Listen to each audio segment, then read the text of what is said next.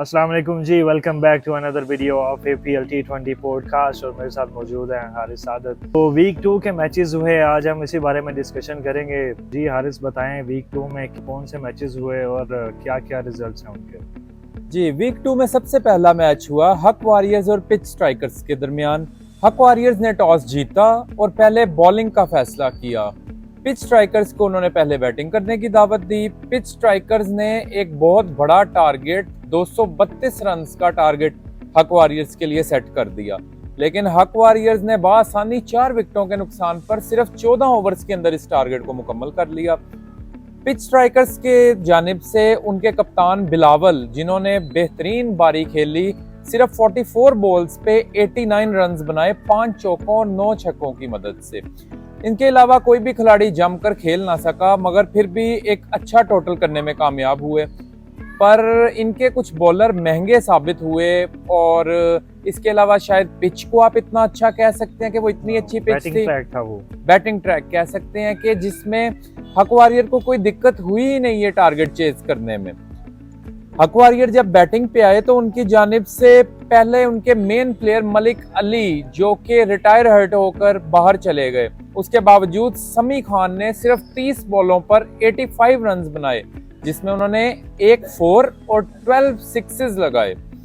शहाब कुछ कर ना पाए और पहली गेंद पर वापस लौट गए, लेकिन राना इसरार ने एक दफा फिर साबित किया कि वो अच्छे प्लेयर हैं, जिन्होंने पहले भी एक अच्छी 50 बनाई थी और उन्होंने इस सीजन में ये दूसरी 50 बना दी है। सिर्फ 24 बॉलों पे 67 रन किए, एक चौका लगाया और 8 छक्के लगाए।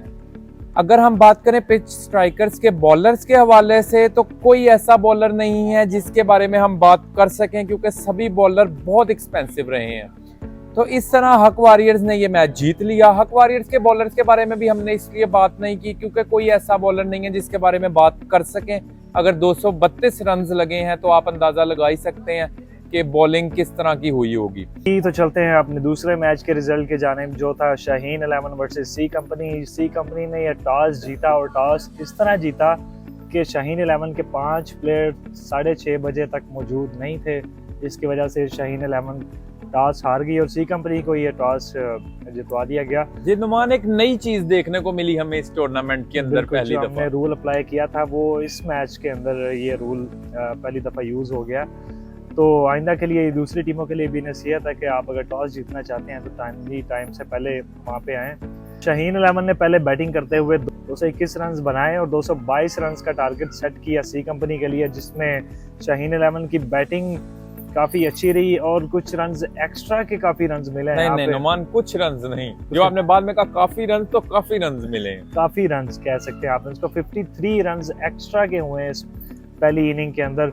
और अगर आप बैटिंग की बात करें तो कोई भी बैट्समैन 30 से ऊपर नहीं बना पाया, और इसे आप हिसाब लगा लें उनके 30 से ऊपर बनाया यार नहीं 31 बनाया एक प्लेयर ने, ऐसे मत करें नुमान, एक प्लेयर ने 31 रन किए हैं। It's my bad. जो टारगेट इन्होंने इतना बड़ा सेट किया उसका रीजन इनकी ओपनिंग जोड़ी थी, जो कि काफी देर शुरू के ओवर्स आप सरवाइव कर जाएं तो आपके लिए एक बड़ा टारगेट सेट करने में काफी आसानी होती है। नुमान, ये आप हमारे बैट्समैन को क्यों नहीं बताते, हमारे ओपनर्स को भी इस हवाले से कुछ बताएं। वो मैं बताऊंगा जब हमारा मैच आएगा। जी जी तो जरूर, फिलहाल इस पे डिस्कशन करते हैं। उसके बाद टीपू भाई ने भी काफी अच्छी बारी की है, उसमें 15 बॉलों पे 26 रन बनाए। फिर ताहिर मुनीर सबसे हाईएस्ट स्कोरर है इस मैच के, 20 बॉलों पे 31 रन बना के नॉट आउट रहे हैं। इसमें इन्होंने 3 छक्के भी लगाए हैं। अच्छा, थोड़ा सा नुमान मुझे यहाँ पे ना अजीब अजीब लग रहा है कि एक टीम 221 रन कर रही है और उनका जो हाईएस्ट स्कोरर है वो 31 रन बना रहा है।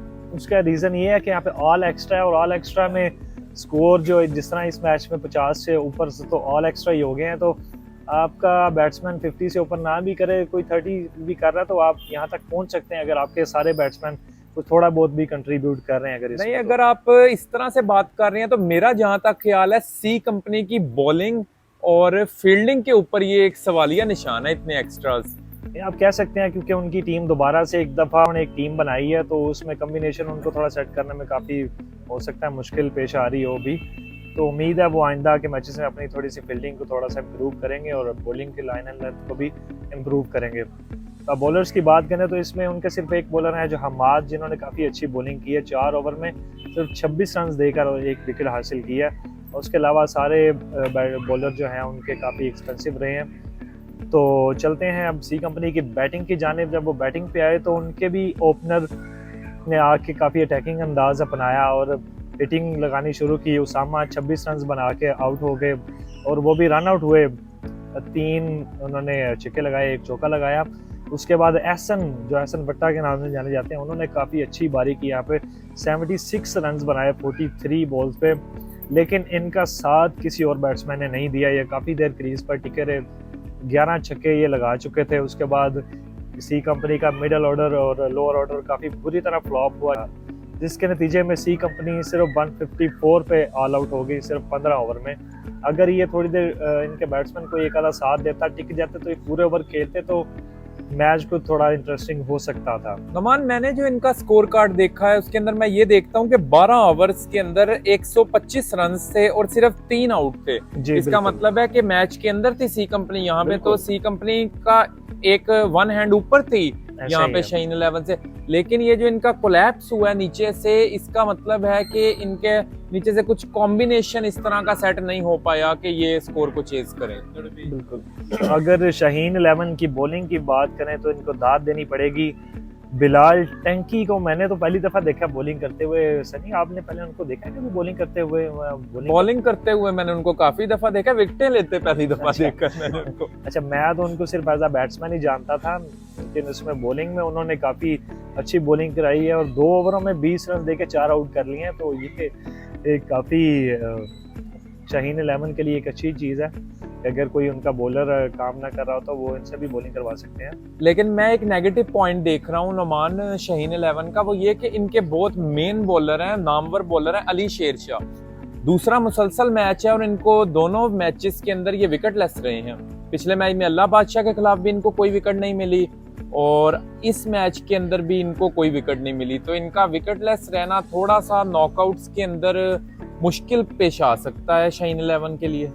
बिल्कुल ऐसा ही है। अगर आपका चले, वो तो एक बॉलर अगर आपका विकेट नहीं ले रहा, बाकी ले रहे हैं, तो फिर वो उसमें एडजस्ट हो जाता है, तो इतना कोई इशू नहीं है। खैर, इनको जरूर थोड़ी सी बॉलिंग इंप्रूव करनी चाहिए इसमें। तो अब हम तीसरे मैच की बात करते हैं इस वीक के। ये ईगल्स 11 और सुपरस्टार्स के दरमियान खेला गया है। सुपरस्टार्स के बारे में हम ज्यादा जानते नहीं है। ईगल्स 11 एवरेज टीम है, लेकिन उन्होंने एक बहुत अच्छी फाइट शो की है। ईगल्स 11 ने पहले बैटिंग करते हुए 194 रन्स बनाए। सिचुएशन सिनेरियो बिल्कुल सेम रहा बाकी विकेट्स की तरह। यहाँ पे भी ऐसे ही हुआ कि सुपरस्टार्स ने टॉस जीता और ईगल्स 11 को बैटिंग दी। जैसा कि आप देख रहे हैं कि आने वाले वीक्स के अंदर जो टीम भी टॉस जीतेगी वो बॉलिंग ही करेगी। मैं समझता हूं कि कोई बहुत डिलेड टीम होगी जो टॉस जीत के पहले बैटिंग करेगी। बिल्कुल। तो ईगल्स 11 ने 194 रन्स किए और सुपरस्टार्स ने आखिरी विकेट के ऊपर 19 ओवर में स्कोर को चेस किया। तो आप समझ ही गए होंगे कि ये कितना सनसनीखेज मैच हुआ होगा। सनसनीखेज मैच बन गया था। मैं तो ये देख रहा था एंड पे, वहां पे तो आखिरी एक स्कोर चाहिए था तो 8 आउट थे, तो उसी दौरान एक और विकेट गिर गई और मैं ये देख रहा था कि कहीं ये बात अब सुपर ओवर की तरफ तो नहीं जा रही है। ये तो मजे का काम होना था। अगर सुपर ओवर होता तो फिर मजा तो आने वाला था सुपर ओवर में नुमान। बिल्कुल। आईपीएल के जैसा कि सिर्फ अभी तक 2 ही सुपर ओवर हुए हैं और ये तीसरा भी हो जाता तो काफी इंटरेस्टिंग मैच हो जाता। एक तो मुझे याद है, एक मेरे जहन में है, साइंस कॉलेज में हुआ था। दूसरा मेरे जहन में नहीं है पर मुझे लगता है कि शायद हुआ था। लेकिन एपीएल दूसरी लीग्स की तरह नहीं है। इसका तमाम रिकॉर्ड हमारे पास पड़ा हुआ है। फर्स्ट सीजन से लेके अब तक का सारा रिकॉर्ड महफूज है। तो किसी किस्म के भी हमें डाटा की जरूरत हो तो किसी किस्म का नहीं है इसमें, किसी किस्म के भी हमें डेटा की जरूरत हो तो हम उसको इजीली ढूंढ सकते हैं। बिल्कुल। स्टम्प्स ऐप्स के ऊपर हमारे सारे टूर्नामेंट्स रिकॉर्ड होते हैं और वहीं पे बहुत ही महफूज हैं यहाँ पे। अब हम बात करें ईगल्स 11 की बैटिंग की, तो सेम सिचुएशन सब टीम्स की तरह इधर भी बड़ा कोलैप्स। 9 ओवर 88 स्कोर पर 6 आउट हो गए। अब आप हैरान तो होंगे कि ये सिचुएशन होने के बाद भी आखिर ये लोग 194 तक पहुंचे कैसे। तो 9वें नंबर पे आने वाले हमजा भट्टी ने 36 गेंदों पे 60 रन बना दिए, जिसमें उन्होंने 6 चौके लगाए और 4 छक्के लगाए। इसके अलावा 7 ओपनर आए थे जिन्होंने 24 गेंदों पर 36 रन किए, 2 चौकों और 4 छक्कों की मदद से। बॉलिंग में अगर हम बात करें तो कोई ऐसा खास बॉलर आपको मतीउर रहमान के अलावा नजर नहीं आएगा, क्योंकि इन्होंने 4 ओवर में सिर्फ 23 रन देकर 1 आउट किया है। लेकिन काशिफ अली की अगर आप बात करें तो उन्होंने 4 विकेट्स ली हैं। जो एक कोलैप्स हुआ है ईगल्स 11 का, उसके कोलैप्स के अंदर काशिफ अली का एक बहुत बड़ा हाथ है। इसके अलावा बाकी बॉलर्स कुछ एक्सपेंसिव रहे जिसकी वजह से 194 तक पहुंचे। जब सुपरस्टार्स बैटिंग पर आई तो सुपरस्टार्स की टोटल इनिंग्स जो है वो सीसा चलती रही, कभी वो अप हो जाते थे, कभी वो डाउन हो जाते थे। तो ये मैच बहुत सनसनीखेज गया, जबकि इनके टॉप परफॉर्मर जो रहे हैं वो थे अदीब और साहिल। एक ने 37 रन बनाए, एक ने 36 रन बनाए, और राशिद कश्मीरी थे जिन्होंने नीचे से फाइनल टच दिया और 16 गेंदों पर 31 रन बनाए 4 छिक्कों की मदद से। इस तरह इन्होंने इस टारगेट को आखिरी विकेट के ऊपर अचीव किया। एनीहाउ जो भी मैचेस हुए, मेरे ख्याल में चारों मैचेस के अंदर सबसे सनसनीखेज और सबसे क्लोज मैच यही था। बिल्कुल। और इस मैच के मैन ऑफ द मैच थे काशिफ अली, जिन्होंने 4 आउट किए। अब हम चलते हैं चौथे मैच की जानिब, जो कि बहुत ही मजे का और हमारे लिए तो एक बड़ा क्रूशल मैच है, अल्लाह बादशाह वर्सेस ट्रस्टिफाई। समझ तो आप पहले ही गए होंगे इस मैच के बारे में, तो अब थोड़ा सा इस मैच के बारे में नोमान आपको बताएंगे। जी हाँ, इस दफा भी टीम अल्लाह बादशाह ने टॉस हारा और ट्रस्टिफाई ने टॉस जीतकर बॉलिंग का फैसला किया। विकेट मिला था और विकेट भी काफी मुश्किल था। हमने तकरीबन पिछला टूर्नामेंट भी यहाँ पे देखा, तो यहाँ पे कोई विकेट कभी लगाई नहीं थी। ये फर्स्ट टाइम वहाँ पे विकेट लगाई, तो ना इसके बारे में हमें कोई आइडिया था, और वो तो वैसे ही पहली टीम आगे खेली थी, उनको भी कोई इतना आइडिया नहीं था इस विकेट के बारे में। तो बेसिकली वहाँ पे ड्यू थी और विकेट काफी मुश्किल था। तो आते ही टीम ट्रस्टिफाई ने, मैं उनकी बॉलिंग को दाद दूंगा, उन्होंने टीम अल्लाह बादशाह के ओपनर पहले तो हमार बगैर कोई रन बनाए आउट हुए। उसके बाद शानी भी 2 छक्के और 1 चौका लगाकर 19 रन बना के वो भी आउट हो गए। और उसके बाद 1 डाउन पे आने वाले अलीम, वो भी आए, पहली बॉल पर हिट करने गए और एक फील्डर को कैच पकड़ा बैठे। और ये अब्दुल्ला भट्ट इनके फील्डर थे ट्रस्टिफाई के, जिन्होंने बहुत ही अच्छा रनिंग कैच पकड़ा था। तो इसमें उनकी मैं फील्डिंग को भी दाद दूंगा। इसमें 31 रन पर 3 आउट हो गए थे नुमान। हाँ जी, तो 31 रन पे 3 आउट होने के बाद टीम अल्लाह बादशाह फुल टाइम बैकफुट पे थी, पिछले मैच की तरह जिस तरह उनका कोलैप्स हुआ था। इस दफा भी उनके माइंड में ये था कि हम पूरे ओवर्स खेलने से पहले ही कहीं आउट ना हो जाएं। तो उसके बाद डिफेंसिव अंदाज में चले गए। 10 से 12 ओवर तक, मेरे ख्याल में 13 ओवर तक इन्होंने फुल हर गेंद को रोकने की कोशिश की, विकेट को सेव करने की कोशिश की। लेकिन वहां पे वो ये गलती कर गए कि वो साथ साथ उनसे वो रन्स नहीं हो रहे थे। अगर वो रोक रहे थे तो वो बीच में जब मारने की कोशिश करते थे तो उनको वो कोई बॉल मिल नहीं रहा था मारने के लिए। वो टोटली बैकफुट पे थे। ट्रस्टिफाई टीम ने उनको थोड़ा सा, बिल्कुल आप कह रहे हैं, बिल्कुल बैकफुट पे लगा ही रखा उनको। फिर एंड्स के ओवर में उन्होंने अटैकिंग क्रिकेट शुरू की, तो आखिरी 10 ओवर में वो 90 रन बनाने में कामयाब हुए। टीम अल्लाह बादशाह का टॉप ऑर्डर इस दफा भी बुरी तरह फ्लॉप हुआ। जब आपका टॉप ऑर्डर फ्लॉप होता है तो आपका मिडिल ऑर्डर ऑटोमेटिकली बैकफुट पे चला जाता है। उसके ऊपर बहुत बड़ा प्रेशर आ जाता है कि ऊपर से 3 विकेट्स गिर गई हैं, तो अगर अगले 2 ओवर में 1-2 विकेट और गिर गई तो आपकी टीम वो मुश्किल से 100 भी नहीं बना पाएगी। तो यही स्ट्रैटेजी अपनाई हारिस और फहद भट्टी ने, जो कि मुसलसल विकेट को रोकने की कोशिश में थे। और जिसका नुकसान उनको थोड़ा सा ये हुआ कि वो अच्छा टोटल बनाने में कामयाब नहीं हो पाए। तो जब टीम अल्लाह बादशाह बॉलिंग पे आई तो पहला ओवर जहांगीर ने स्टार्ट किया। तो फरजाद जो कि अच्छे बैट्समैन है, पिछले पॉडकास्ट में भी उनका जिक्र किया था कि वो जब चलते हैं तो फिर वो मैच को वन साइडेड कर देते हैं। खैर, उन्होंने सिर्फ पहला ही ओवर खेला और उसमें वो उन्होंने 18 रन बना दिए। आप जब आते ही अटैक करते हैं तो आपके बॉलर बैकफुट पे चले जाते हैं। और उसके बाद फिर नेक्स्ट ओवर में अलीम ने 1 विकेट ली अब्दुल्ला भट्ट की। उसके बाद फहद भट्टी ने फरजाद को बोल्ड किया। टीम अल्लाह बादशाह एक दफा फिर मैच में वापस आ चुकी थी, लेकिन ट्रस्टिफाई के बैट्समैन जो थे वो प्रॉपर क्रिकेट खेलते रहे, डिफेंस भी करते रहे। और जब उनको लगा कि ये बॉल मारने वाली है, हिट करने वाली, तो उसको वो प्रॉपर हिट भी करते थे। तो इसी तरह ट्रस्टिफाई टीम ने ये टारगेट जो है 15 ओवर में चेस कर लिया।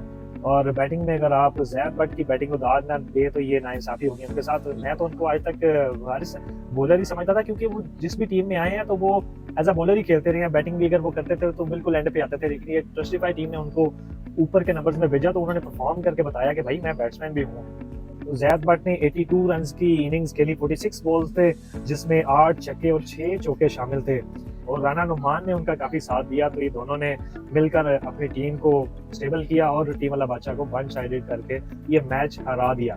और ये टीम अल्लाह बादशाह के लिए काफी बड़ी शिकस्त आप इसे कह सकते हैं हारिस, कि आने वाले मैचेस में मुश्किल पेश आ सकती है। अगर वो एक आधा और मैच हारते हैं तो ग्रुप्स में कंडीशन काफी थोड़ी सी डिफरेंट हो जाएगी। देखिए नुमान, एक तो मेन चीज मैं ये कहना चाहूंगा, क्योंकि मैंने पहले आपकी पूरी बात सुनी, मैंने कहा मैं सुनता हूं कि आप क्या कहेंगे, उसके बाद जो है वो मैं अपना एनालिसिस करूंगा कि मेरा वहां पे क्या ख्याल है। क्योंकि आप जानते हैं कि मैंने एक लंबे टाइम तक वहां पे बैटिंग की, विकेट को रोकी रखा, तो मैं बहुत बेहतर तरीके से उसको जज कर सकता हूँ कि विकेट किस तरह का था, वहां पे खेलने में कितनी मुश्किल पेश आ रही थी। जैसा कि आपने देखा ही कि टॉस जो है वो एक बहुत बड़ा फैक्टर रह रहा है इस टूर्नामेंट के अंदर। जो टीम टॉस जीत रही है वो बॉलिंग कर रही है। कई लोगों ने ये चीज भी कही कि हर मैच के अंदर 200 रन बन रहे हैं, हमारे मैच के अंदर जो है वो 200 रन क्यों नहीं बन रहे, हम 200 रन स्कोर क्यों नहीं कर रहे। उनको मैंने बॉलिंग डिफरेंस बताया कि हमारा मैच हुआ शाहीन 11 के साथ। शाहीन 11 का बॉलिंग लाइनअप बड़ा अच्छा है, बड़ा स्ट्रॉन्ग बॉलिंग लाइनअप है। उन्होंने हमें 130 प्लस में आउट कर दिया। देन आप अगर बात करें तो सी कंपनी की, तो शाहीन 11 ने उनको भी 150 स्कोर के ऊपर आउट कर दिया। अब यहाँ पे आप बॉलिंग का कंपैरिजन करें कि ट्रस्टीफाई की जब बॉलिंग आई, उन्होंने मेरे ख्याल में हमने उनकी बॉलिंग के हिसाब से और जैसे वो शुरू में मैच में ऊपर आ गए थे, 160 रन्स इम्पॉसिबल थे जो हमने वहां पर बनाए। 160 रन्स करना आसान काम नहीं था वहां से। तो कुछ टीम्स का बॉलिंग का बड़ा डिफरेंस आ रहा है कि कुछ टीम्स की बॉलिंग इस तरह की है कि जहां पे एंड के ओवर में भी लूज बॉलर्स होते हैं और उनको मार के वो रन्स कर लेते हैं। यहाँ पे इस तरह की सिचुएशन नहीं थी। अगर मैं हमजा बख्शी का जिक्र ना करूं तो ये ज्यादती होगी। हमजा बख्शी ने जो आखिरी 2 ओवर्स किए हैं, आउटस्टैंडिंग। उन्होंने जिस तरह बॉल को ब्रेक किया है, मैं कहता हूं कि उन्होंने बैट्समैन को समझ ही नहीं आने दिया कि वो बॉल कहां से कर रहे हैं, कहां से बॉल निकाले। उनके आखिरी 2 ओवर्स बिल्कुल आउटस्टैंडिंग थे। अगर आप बात करें अमीर अली भट्ट की, लास्ट टूर्नामेंट हमारी टीम से वो खेले हैं, बहुत बेहतरीन बॉलर हैं। उन्होंने ऊपर से एक अच्छा स्टार्ट दे दिया अपनी टीम को। उसके अलावा आप बात करें हाफिज कासिम की, तो बहुत तजर्बाकार बॉलर है। उन्होंने यॉर्कर्स किए और उनके यॉर्कर ऐसे एक्यूरेट होते हैं कि उनको हिट करना आसान नहीं होता। तो इस वजह से जो है वो हमारी टीम थोड़ी सी लैग कर गई। एक तो गीली विकेट के ऊपर हमारी पहली बैटिंग आ गई। दूसरी चीज ये थी कि विकेट के ऊपर ब्रेक बहुत ज्यादा था, बॉल बहुत ज्यादा ब्रेक हो रहा था। जब 31 स्कोर के ऊपर हमारे 3 आउट हो गए, मैं बैटिंग करने के लिए अंदर गया तो मेरा फुल फोकस यही था कि मैंने टीम का स्कोर की तरफ नहीं देखना, मैंने विकेट्स बचानी है, क्योंकि अगर विकेट्स बची रही तो रन्स हो जाएंगे। और 100 रन्स भी वहां से करना बड़ी बात थी जो हम पोजीशन में आ चुके थे और विकेट जिस तरह रिएक्ट कर रही थी और जैसी ट्रस्टीफाई की बॉलिंग थी। अब यहाँ पर जब मैं आउट हुआ हूं तो हमारे 12 ओवर्स के अंदर 92 रन्स हो चुके थे। हमारे पास सारा का सारा पावर हाउस नीचे पड़ा हुआ था और मेरा अंदाजा था कि वो मारेंगे और रन्स हमारे 200 प्लस पहुंच जाएंगे या 200 के करीब स्कोर हमारा हो जाएगा, जो कि एक बड़ा अच्छा स्कोर होगा। लेकिन ऐसा नहीं हुआ। यहाँ पे आप दाद देंगे ट्रस्टीफाई की बॉलिंग को कि उन्होंने क्या बेहतरीन बॉलिंग की है एंड के ओवर्स में भी, कि उन्होंने आपको रन्स नहीं करने दिए। हाफिज कासिम ने वहां पे बहुत अच्छी बॉलिंग की है। आप वो ऐसे यॉर्कर मार रहे थे कि आपके पास मौका ही नहीं था कोई शॉट लगाने का। बिल्कुल ऐसे ही अगर आप देखें तो फाहद भट्टी को ट्रस्टीफाई की टीम ने बेबस किया हुआ था। उनको बिल्कुल पिच की वजह से बॉलिंग का आइडिया नहीं हो पा रहा था। एक अल्लाह बादशाह को बड़ा नुकसान हुआ एहसन की सूरत में, जिनकी के कायदे आजम ट्रॉफी में सिलेक्शन हो गई है, जैसा कि लास्ट टाइम हमने बताया भी था कि चांसेस बन रहे हैं। अल्लाह उनको कामयाब करे, मजीद तरक्की दे उनको। उसके बाद अगर मैं बात करूं तो ट्रस्टीफाई ने हाफ इनिंग्स के अंदर जब हाफ टाइम हुआ है तो 160 स्कोर ट्रस्टीफाई को लग रहा था कि हमने ज्यादा खा लिया और नो डाउट ज्यादा स्कोर खाया भी हुआ था। मैं अभी भी इस चीज को 100% नहीं कबूल करूंगा कि अल्लाह बादशाह अपनी बैटिंग की वजह से मैच आ रही है, अल्लाह बादशाह अपनी बॉलिंग की वजह से मैच आ रही है। अल्लाह बादशाह के बॉलर्स बहुत रिलैक्स नजर आए थे, उन्होंने बिल्कुल अटैक किया ही नहीं है, बिल्कुल उनकी बॉडी लैंग्वेज ही नहीं नजर आ रही थी अटैकिंग वाली। कैचेस ड्रॉप किए बहुत सारे, जिसकी वजह से अल्लाह बादशाह ये मैच हारी है। एनी हाउ फिर भी सिर्फ फाहद भट्टी उनमें से एक थे जो, फाहद भट्टी ने तो बहुत उम्दा बॉलिंग की है, खावर भाई ने बहुत उम्दा बॉलिंग की है। इन 2 बॉलर्स का जिक्र करें तो इन्होंने बहुत उम्दा बॉलिंग की है। इसके अलावा मैं ट्रस्टीफाई को दाद देना चाहूंगा, नई टीम थी, जैसा कि मैंने लास्ट पॉडकास्ट में बोला था कि मुझे लगता है कि ये रूल्स पर पूरा नहीं उतर पाएंगे, टाइम पे नहीं आ पाएंगे। टीम बहुत डिसिप्लिन थी, प्रॉपर किट्स के अंदर थे, बहुत अच्छी क्रिकेट खेली है। ओवरऑल जितने लड़के उस टीम के थे सब बहुत अच्छे लड़के थे, कोई बदतमीजी वाला लड़का नहीं था, कोई इस तरह का मतलब कोई मामला नहीं था कि आप कहें कि ये लड़का इस तरह था या ऐसे था। ओवरऑल उन्होंने बहुत अच्छी क्रिकेट खेली है, सबके सब बहुत अच्छे लड़के थे और बड़ी डिसिप्लिन वे में उन्होंने क्रिकेट खेली है। मैंने बोला था आपको कि उनके लड़के पहले भी इस टूर्नामेंट में खेल चुके हैं और वो भी वीडियोस वगैरह देखे हैं, तो मुझे एक डिसिप्लिन टीम ही नजर आ रही थी, तो उन्होंने मेरी बात का भी मान रखा है। Thank you very much. अच्छा नोमान, एक मजे की बात मैं डिस्कस करना चाहूंगा। मुझे किसी ने बताया था कि उर्वा भट्ट है उस टीम के अंदर जो व्लॉगिंग करते हैं। अच्छा, तो उन्होंने अपने व्लॉग के अंदर एक जिक्र किया कि अरहम भट्ट बॉलिंग करके वापस आया है, तो उन्होंने अरहम भट्ट को मेरी तरफ, मैं बैटिंग पे था तो इशारा करके कहा कि ये बैट्समैन वही था जो कह रहा था कि जिसने व्लॉग के अंदर, पॉडकास्ट के अंदर ये बात कही थी कि ये हाफ टेप के साथ, कुछ इस टाइप का उन्होंने पता नहीं बोला, मुझे किसी ने बताया कि हाफ टेप के साथ ये बॉल करता है, इन्होंने ऐसा कुछ बोला। तो उन्होंने ऐसे ऊपर इशारा किया अल्लाह की तरफ के, जिस तरह भी उन्होंने मतलब शुक्रिया अदा किया, ये उन पर डिपेंड करता है। तो मैं ये कहना चाहूंगा कि भट्ट साहब नफरतें ना फैलाएं, दुनिया में आ गई बड़ी नफरतें हैं, प्यार मोहब्बत बांटें और मेरी पॉडकास्ट को एक दफा फिर सुने। अगर आपने नहीं सुनी, आपने किसी से सुना है तो सर किसी से सुन के जो है ना वो बातें आगे नहीं करते होते। मैंने पॉडकास्ट के अंदर ये बोला था के टिकटॉक पे इनकी वीडियोस लगी होती हैं और मैंने कमेंट सेक्शन में देखा कि लोगों ने कमेंट्स किए होते हैं कि 10 कदम की विकेट से तो कोई भी बॉल कर सकता है, जब ये एपीएल के अंदर आएंगे हमारे पास आके खेलेंगे तो फिर हमें पता चलेगा ये कैसी बॉलिंग करते हैं। तो भट्ट साहब मेहरबानी करें, लोगों की बातें ना सुने, और अगर आप हमारी पॉडकास्ट सुन रहे हैं तो सही तरह से सुने और आगे प्रॉपर मैसेज कन्वे करें, गलत बातें ना फैलाएं। दूसरा ये कि आप ये भी बता रहे थे कि वो भी इस चीज का भी जिक्र कर रहे थे कि अरहम बट 150 और फहद बटी 120। ये तो बात ही फजूल है, ये बात जो है ना वो करना बनती ही नहीं है। अरहम बट 150 और फहद बटी 120 दोनों का कोई कंपैरिजन ही नहीं है। फहद बटी बहुत ऊपर है। फहद बटी की अगर आप पेस की बात करें तो पेस में फहद बटी बहुत ऊपर है। अगर कोई बॉलर ये कहता है कि मेरी लाइन एंड लेंथ बहुत अच्छी है, मैं इकोनॉमिकल स्पेल्स कर सकता हूं, तो हम बिल्कुल उसके साथ जाएंगे। अभी भी अरहम बट ने अच्छी बॉलिंग की। अरहम बट के मैंने 2-3 ओवर्स मेरा ख्याल है खेले हैं, उन्होंने 3 ओवर्स पहले अच्छे किए हैं। विकेट गीला था, वहां पे उनको काफी मदद, मेरी लेफ्टी था, मैं सामने खड़ा हुआ था तो उनका बॉल लग के बाहर को ब्रेक होता था। अब जब वो अपना चौथा ओवर करवाने आए हैं जो कि एंड तो में आप डिफेंस कर रहे थे ना, आपके माइंड में ये था कि आपने उसको रोकना है, सिर्फ आपने विकेट्स बचानी है। लेकिन फिर भी मैं आपको एक बात ये बता रहा हूँ कि उस वक्त उन्हें गीली जगह के भी बड़ी फेवर मिल रही थी कि उनका गेम, जो मैं बता रहा हूँ कि मैंने खेलते हुए असेस किया कि बॉल लग के बाहर को जाता था। बाकी स्पीड बहुत ज्यादा नहीं थी, ठीक थी, लाइन एंड लेंथ अच्छी रहती, लेकिन उन्होंने एक्स्ट्रास बहुत करवाई हैं। और आखिरी ओवर में जब वो बॉलिंग करने आए हैं तो जाहिर बात है जगह भी सूख गई हुई थी, विकेट उस टाइम तक सीधा हो चुका हुआ था। उनको हमजा बख्शी के ब्रेक्स ने बचा लिया, अदरवाइज अरहम बट को एक नो बॉल भी हो गई थी, 2 सिक्सेस भी लग गए थे आखिरी ओवर के अंदर अरहम बट को। इसके अलावा उसने 2 बीमर्स भी मारे हैं, 2 बीमर्स मारे हैं। तो नुमान ये रूल इसका क्या, 2 बीमर्स के ऊपर बॉलर पे बैन लगा दिया जाता है, मेरा ख्याल है वो दोबारा बॉल नहीं कर सकता। एक ओवर में 2 बीमर्स, एक ओवर में नहीं है, ओवरऑल जब कोई आप मैच खेल रहे हो तो उसके अंदर अगर आप 2 बीमर मार दो तो आप अगली गेंद नहीं करा सकते। ये मुझे कंफर्म नहीं है कि 2 बीमर्स का रूल है या 3 बीमर्स का, इस पे भी आज हम गो थ्रू कर लेंगे।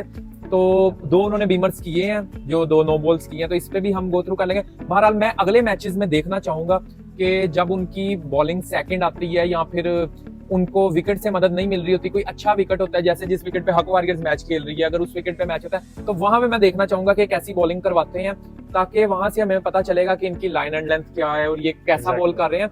बाकी हमजा बख्शी की बॉलिंग से मैं बहुत इंप्रेस हुआ, उससे मैं बहुत इंप्रेस हूँ। हमजा बख्शी हो गया, हाफिज कासिम हो गए, अली भट्ट हो गए, इन्होंने काफी अच्छी बॉलिंग की है। शायरी ने भी अच्छी बॉलिंग की है। हाफिज कासिम और अली भट्ट का मैं ज्यादा जिक्र इसलिए नहीं कर रहा क्योंकि वो हमारे पुराने साथी हैं, उनको हम जानते हैं, पहले से हमें पता है कि ये बड़े अच्छे लेवल के प्लेयर्स हैं। ये एक नया प्लेयर था जिसको मैं पहले जानता नहीं था, हमजा बख्शी हो गया, अरहम भट्ट हो गया, इन लोगों को हम जानते नहीं थे, तो इस हिसाब से जो है मैं उनका ज्यादा जिक्र कर रहा हूँ। इसके अलावा ट्रस्टीफाई की फील्डिंग की अगर हम बात करें तो उनकी फील्डिंग बहुत पुअर थी, उन्होंने बहुत कैचेस ड्रॉप किए हैं। फहद बटी के 2 कैचेस ड्रॉप, फहद बटी के कैचेस ड्रॉप किए हैं, शानी के कैचेस उन्होंने ड्रॉप किए हैं, एक मेरा स्लिप में कैच ड्रॉप हुआ था, तो उनकी फील्डिंग जो है ना वो बहुत बुरी रही है। इसके अलावा अगर आप एक्स्ट्रास की बात करें तो नुमान आप बताएंगे उन्होंने कितने एक्स्ट्रास किए हैं? उन्होंने 52 रन दिए हैं एक्स्ट्रा के, जिसमें 40 वाइड्स, 4 नो बॉल और बाकी लेग्स बाय और बायर्स के रन शामिल है बीच में। तो हम सी कंपनी को बात कर रहे थे, अब आप यहाँ पे ट्रस्टीफाई को देखें कि उन्होंने कितने एक्स्ट्रा रन यहाँ पे दिए हैं। ये ऑल एक्स्ट्रा और ग्रास की क्रिकेट है तो यहाँ पे ऑल एक्स्ट्रा हो ही जाता है वाइड का। ये इसमें बॉलर का भी कोई इतना कसूर नहीं होता,